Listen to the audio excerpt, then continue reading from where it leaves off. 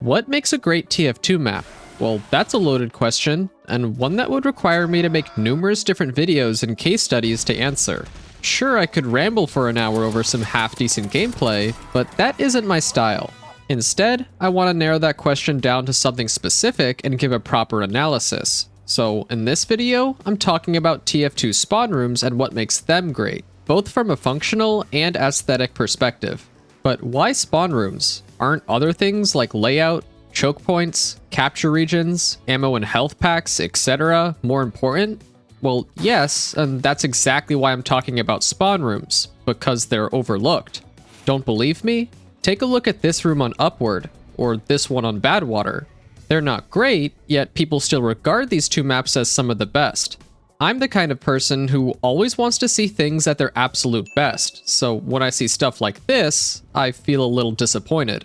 So in an effort to bring more attention to the bad spawn room crisis, let's analyze some to see what works and what doesn't. This is Red's final spawn on Upward, which you're probably already familiar with. One of the reasons why I think it's great is because of the doors. There are 3 of them, and each one has its purpose.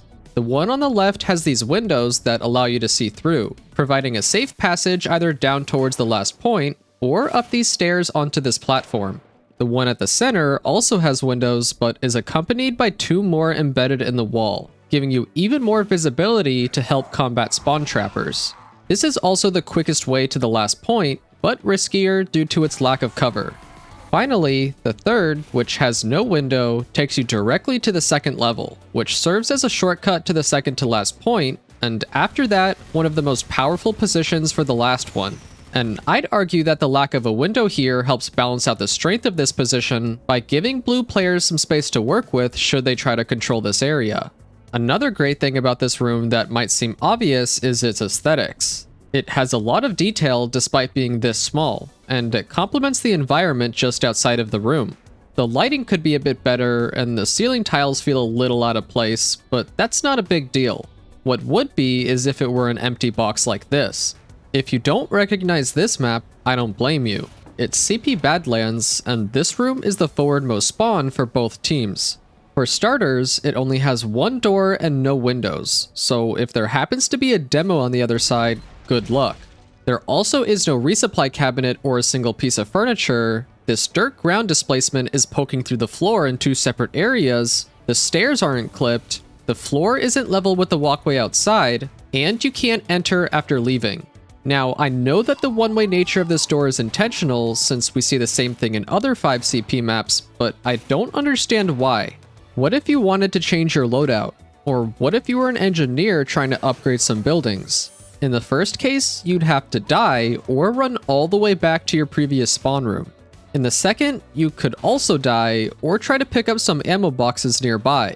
But still, it seems like too much of a hassle when you could just throw in a resupply cabinet and extend the door trigger.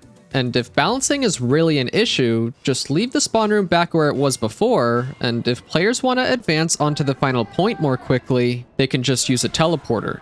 Anyway, this particular spawn room on Badlands is probably the worst one in the entire game for this very reason combined with everything else.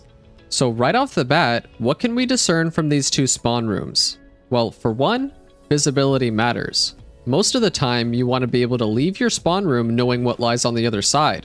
You also want it to be accessible from the outside in case you need to resupply or change your class, though this is something exclusive to 5CP maps, and I'm pretty sure many people would disagree. You also want to try to have more than 1 doorway to spice up the gameplay and prevent spawn trapping, and finally, it should look nice. This is Blue Spawn on Mountain Lab, which checks all of those boxes. You can see outside, it has multiple doors, and it looks nice. You're more vulnerable once the round starts since these 2 outer gates open permanently, which you think would be a big problem, and although it sometimes can be, it's greatly alleviated by the fact that red players can't access this strip.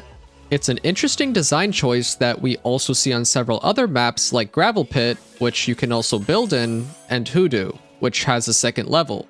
In theory, this gives blue players more space to work with, and makes it easier to leave spawn. Unlike many spawn rooms in the game that follow this overused locker room design, Mountain Labs is tailored to its environment. The moment you spawn in, you're presented with the same materials that are used throughout most of the map. And when you turn around, you have this gorgeous viewing area. Right out of the gate, you know what to expect of the map even though you haven't left spawn. And although it's strictly visual, stuff like this is important because it gives a sense of immersion to the player. There are so many maps where you have no idea what to expect just by looking around the spawn room, including fan favorites, which is disappointing to say the least. To list a few more spawn rooms with incredible immersion, there's this one on Egypt, Junction, Mercenary Park, Moss Rock, Enclosure, and Phoenix. And some examples of bad immersion include this one on Kong King, Junction, Mercenary Park, Altitude, Borneo, and Pier. Note how I said Junction and Mercenary Park twice. That's because even though a map may have one great spawn room, that doesn't mean all of them are. And surprisingly, that's often the case with TF2 maps. One may look amazing, but the other, not so much. And it's not that these maps can't support nice looking spawn rooms. This one on Pier is labeled Spawn and Go Gasoline and Supplies, which you'd imagine would amount to more than a couple of gas cans on a table. And this one has a pair of glasses on the sign, but not indoors. In fact, it's just an empty locker room. Junction has one of the best looking and laid out spawn rooms for blue, but once again, Red's is just a cramped locker room. Altitude takes place in a ski resort and has an entire ski map and chairlift in Blue's first spawn, yet this other one just has a couple of water tanks and pipes alongside some, you guessed it, locker room props. All of these maps have great settings and ideas already laid out, so there's no reason why some of their spawn rooms should look this bland. Egypt is a perfect example of a map that maintains its immersion through all of its spawn rooms. Each one has a unique layout and is decorated with columns, torches, these things that I think are called braziers, and other bits of detailing. So mappers can make all of their spawn rooms immersive, as we've just seen with Egypt, but they don't for some reason. Maybe it's time for that to change. Now, immersion alone doesn't make a spawn room great. Remember, it has to function too. And the easiest way to do that is by having more than one exit, as I've already shown in Upward. Another notable example is Blue's first spawn on Gorge. It has 3 exits, one on the left, center, and right. The fact that there are 3 exits makes it virtually impossible for Red to spawn trap. Fortunately, most maps don't have this problem, at least not with the first spawn room. It's the middle ones that can be problematic. Again, looking at Gorge, Blue's second spawn room struggles with this problem, seeing as there's only 1 exit with no windows. However, its location makes it less of an issue since most classes can't get up there. Granted, I've still been a victim and admittedly a perpetrator of sticky trapping with this room, so it would be nice to at least have a window or a drop chute over at the back to counter this. Another similar case is this room on Upward. It only has a single exit, making it prone to spawn trapping, but again, it sits higher up off the ground, making it more of an advantageous position than down below. And in this case, because of how small this room is, I don't think there'd be any way to counteract this besides adding a temporary visualizer here so that Blue players can't run up to the spawn door. Either way, the high ground makes this and Gorge's spawn room at least somewhat bearable. An example of a room that doesn't have anything going for it is this one on Badw. By the way, have you ever noticed that these 2 benches aren't even touching the ground?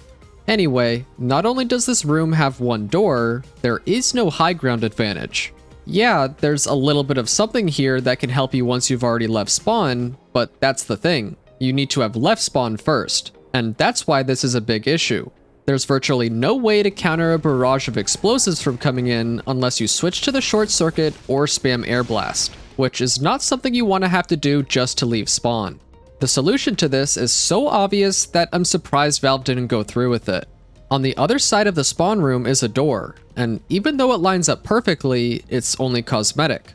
Why, Valve? It would have been so much better to have this as an option in addition to fixing these 2 benches. Maybe one day something will change, but until then, we can only dream.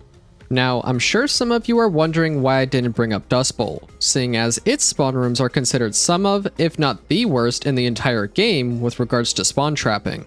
And while I would agree with you, it is bad, I think it's part of what makes Dust Bowl Dust Bowl. Its roots go back to Team Fortress Classic, and its layout has remained unchanged since launch back in 2007. The same goes for 2 Fort, except its origins date back further. I've actually made several videos about both of these maps, including the extensive history of 2 Fort, so be sure to check those out if you're interested. As far as spawn rooms go, that's all I have to say. You can do many creative things with them, both functionally and aesthetically, so they shouldn't be ignored for the sake of everything else. After all, you experience them in every life, so why not show them some love? Thank you for watching. This is LED, switching off.